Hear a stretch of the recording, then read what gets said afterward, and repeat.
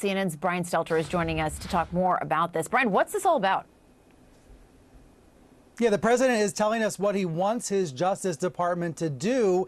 He's saying Oprah Winfrey, Beyonce, and Al Sharpton, quote, should all be prosecuted. So what's he basing that on, right? Well, he's basing that on outrage bait, nonsense coming from right-wing online message boards. And I think it's worth putting up his post and trying to break it down word by word, because the president's words inherently do have a lot of power. Here's what he wrote on Truth Social in the middle of the night in Scotland.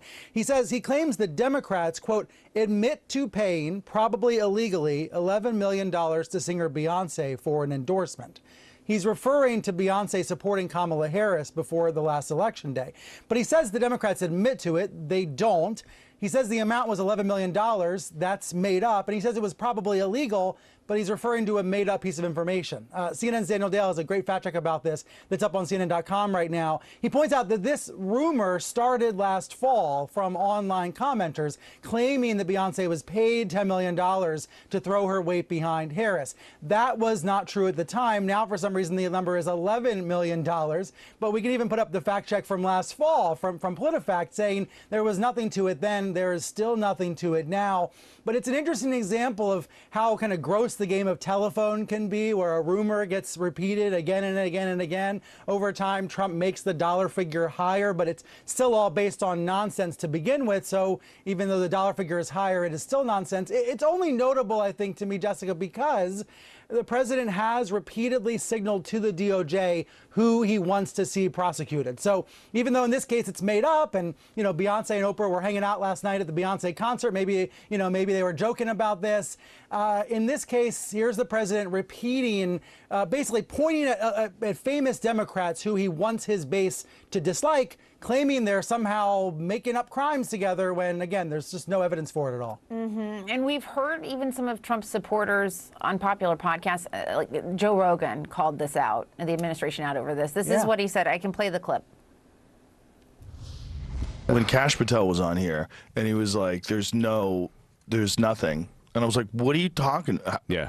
I didn't even know what to say. My thought was, and people are like, why didn't you push back more? My thought was like, I'm just going to put this out there and let the internet do its work. The guy's saying there's no tapes, there's no video. That doesn't make any sense. Everyone knows it doesn't make any sense. And the film has a minute missing from it. Yeah. Like, do you think we're babies? Like, what is this? Sorry, just to be clear, that's them obviously talking about the Epstein files. But what do you make of that, Brian? Well, first of all, I think the connective tissue here is the following. When the president repeats a lie, whether it's about conspiracy theories over about A or B or C, or conspiracy theories about X, Y, or Z, in this case, he's making up, these lies about Beyonce and other prominent liberals.